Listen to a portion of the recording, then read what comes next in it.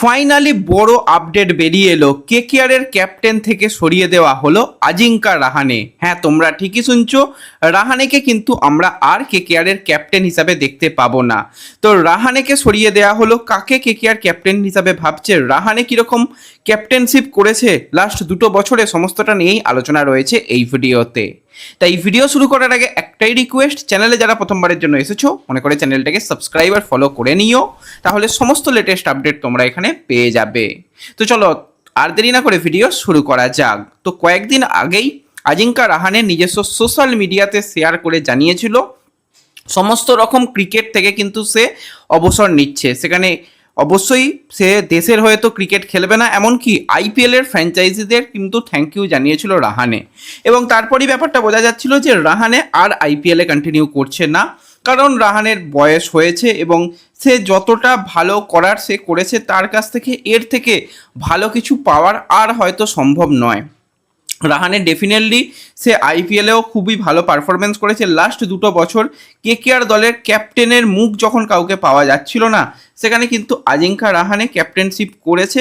এবার দেখো, ভালো ক্যাপ্টেনশিপ করেছে না খারাপ ক্যাপ্টেনশিপ করেছে সেটা তো পরের কথা, কিন্তু সে ক্যাপ্টেনশিপ করেছে এবং যতটা পেরেছে কেকেআরকে ভালো করানোর চেষ্টা করেছে। কারণ শ্রেয়াস আইয়ারের চলে যাওয়া, সেই জায়গায় সেট দল ভেঙে যাওয়া, ফিল সল্ট টের মতন প্লেয়ার চলে যাওয়া, শ্রেয়াসের মতন প্লেয়ার চলে যাওয়া, স্টার্কের মতন প্লেয়ার চলে যাওয়া, টিমটার তো ইম্প্যাক্ট অনেক গিয়েছিল। তো সেই জায়গাতে কিন্তু প্রথম বছর অর্থাৎ 2025 আইপিএলে কিন্তু 13টা ম্যাচ সেখানে রাহানে খেলেছে। এবং তার যদি আমরা ব্যাটিং নিয়ে কথা বলি, সেখানে কিন্তু 390 রান কিন্তু তার কাছ থেকে দেখা গিয়েছিল, হায়েস্ট রান 61, এবং তার ব্যাটিং স্ট্রাইক রেট কিন্তু ছিল 147, যেটা কিন্তু একটা ঠিকঠাক ব্যাটিং ছিল। এবং লাস্ট ইয়ার আইপিএল অর্থাৎ 2026 আইপিএলে 14টা ইনিংসে 335 রান, 67 হায়েস্ট রান ছিল, এবং সেখানে ব্যাটিং স্ট্রাইক রেট নিয়ে কথা বললে 135। হ্যাঁ, সে পাওয়ার প্লেতে শুরু করতো, সেখানে বেশ কিছুটা রান পেত, তারপর কিছুটা স্লো হয়ে যেতে আমরা দেখেছিলাম। এবং যদি তার স্মরণীয় কিছু ইনিংস নিয়ে কথা বলা যায়, তো 31 বলে 56 রানে কিন্তু একটা ভালো ইনিংস সে কিন্তু ক্যাপ্টেন হিসাবে খেলেছে। এছাড়া যদি বলা যায় যে হায়েস্ট সে রান যেটা বললাম তার 2025 আইপিএলে ছিল, এবং আরও একটা ভালো ইনিংসের কথা বললে সেখানে 39 বলে 63 রানের একটা সুন্দর ইনিংস রাহানের কাছ থেকে দেখা গিয়েছিল। মুম্বাইয়ের বিরুদ্ধে 40 বলে 67 রানের একটা সুন্দর ইনিংস তার কাছ থেকে দেখা গিয়েছিল। এবং কেকেআর পর টানা মনে হয় এবছরে আইপিএলে 5 টানা 6টা ম্যাচ হেরেছিল, তারপর যেভাবে কামব্যাক করেছিল টানা 4 ম্যাচ জেতে, সেখানে রাজস্থান, এলএসজি, হায়দ্রাবাদ এবং দিল্লির মতন দলের বিরুদ্ধে কিন্তু টানা 4 ম্যাচ আনবিটেন থেকেছিল। তো অনেক কিছুই ভালো উপহার দিয়েছে, খারাপ উপহার দিয়েছে। তো আমরা ভালোগুলোকেই মনে রাখবো, খারাপগুলোকে বাদ দেবো, কারণ সে অবসর নিয়েছে এবং তার পরবর্তী কেরিয়ারের জন্য আমাদের তরফ থেকে অনেক অনেক শুভকামনা রইল, যে রাহানের পরবর্তী জীবন কিন্তু ভালো কাটুক। আর রাহানে তো চলে গেল, কেকেআর ফ্যানেরা হয়তো অনেকে খুশি হবে, অনেকে খুশি হবে না, বেশিরভাগ সমর্থকই খুশি হবে, কারণ রাহানের ক্যাপ্টেনশিপ আহামরি কিছু যে ছিল সেরকমটা নয়। এবার ঠিকঠাকই সে তার দলকে ক্যাপ্টেনশিপ করেছিল, কারণ অপশান যে খুব হাইফাই কিছু ছিল, গেম চেঞ্জার কিছু ছিল, সেরকম নয়। রিঙ্কু রমনদীপের ওপর অনেক বেশি ট্রাস্ট 25 আইপিএলে করা হয়, সেখানে তারা ব্যর্থ হয়। তাছাড়া 26 আইপিএলে সেখানে ক্যামেরন গ্রিনের মতন প্লেয়ার, সেখানে ফিন অ্যালেনের মতন প্লেয়ারদের নিয়ে আসা হয়, তারা প্রথমের দিকে ক্লিক করেনি, পরে যখন কিছুটা তারা ক্লিক করে সেখানে কেকেআর ম্যাচ জেতে। তো টিমটাকে তৈরি করতে সময় লাগছিল, তো সেই সময় আর পাচ্ছে না, রাহানে চলে যাচ্ছে, রাহানের জায়গায় নতুন কোনো ক্যাপ্টেন মুখ দেখতে হবে। তো সেক্ষেত্রে কারা ক্যাপ্টেন মেটেরিয়াল অপশান কেকেআর দলে আপাতত রয়েছে বা কারা পরবর্তীতে আসতে পারে সেই নিয়ে যদি আমরা কথা বলি, তো সেক্ষেত্রে ভাইস ক্যাপ্টেন হিসাবে আমরা রিঙ্কু সিংকে দেখেছি। রিঙ্কু সিং ঘরোয়া লিগে খুব একটা খারাপ ক্যাপ্টেনশিপ করে না, আইপিএলের মঞ্চে বড় মঞ্চ সুযোগ দিলে জানি না কীরকম করবে, এখনই তো প্রেডিকশান কিছু করা যাবে না, তাকে কিন্তু একটা অপশান হিসাবে ভাবতে পারে, কারণ সিনিয়র প্লেয়ার দীর্ঘদিন ধরে কেকেআর দলে যুক্ত রয়েছে। লাস্ট আইপিএলটাও খুব একটা খারাপ যায়নি, প্রথমের দিকে খুবই খারাপ পারফরমেন্সের পরও যেভাবে কামব্যাক করেছিল, যেভাবে খেলেছে, এবং খুবই ভালো একজন ফিল্ডার, তার সাথে ব্যাটসম্যান হিসাবেও খুব যে খারাপ সেরকমটা নয়, তাকে একটা মেটেরিয়াল অপশান হিসাবে ভাবা হতে পারে।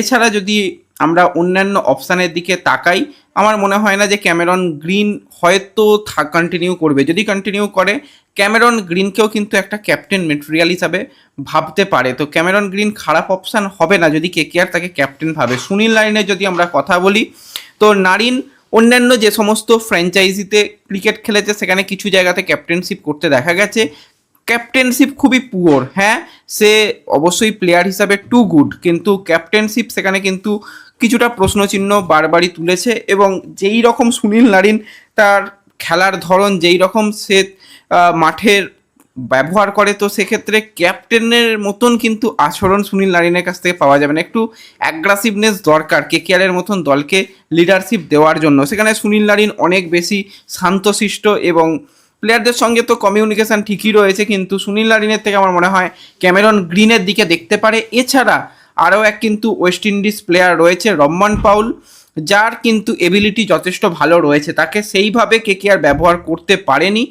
যদি কেকেআর ঠিকঠাকভাবে রহমান পাউলকে ব্যবহার করতে পারে, প্রত্যেক ম্যাচে কিন্তু প্লেয়িং 11-এর আসার মতন অপশান থাকতে পারে। তো সেক্ষেত্রে রহমান পাউলকে ট্রাস্ট করতে পারে, তার ক্যাপ্টেনশিপ করার এবিলিটি রয়েছে, খুব একটা খারাপ মেটেরিয়াল হবে না।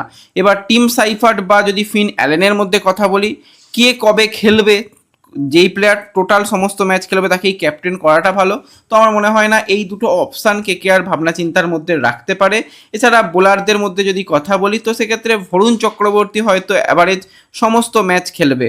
বরুণকে খুব একটা ক্যাপ্টেনশিপ দিয়ে লাভ নেই। এর আগে সে দেখা গেছে যেখানে ক্যাপ্টেনশিপ করতে, সেখানে খুব যে আহামরি কিছু ক্যাপ্টেনশিপ করেছিল সেরকমটা নয়। তো সেক্ষেত্রে অপশান যদি আপাতত তাকানো যায়, রিঙ্কু সিং, ক্যামেরন গ্রিন কিন্তু একটা করে অপশান আপাতত কেকেআর দলের জন্য রয়েছে। কেকেআর তো কিছু প্লেয়ারকে ছাড়বে, অকশান থেকে কিছু প্লেয়ারকে নেবে, এমনকি ট্রেড করে হার্দিক পান্ডিয়ার মতন প্লেয়ারকে নেবারও পরিকল্পনা রয়েছে। দেখো, হার্দিক এসে গেলে আর তো কোনো চিন্তা নেই।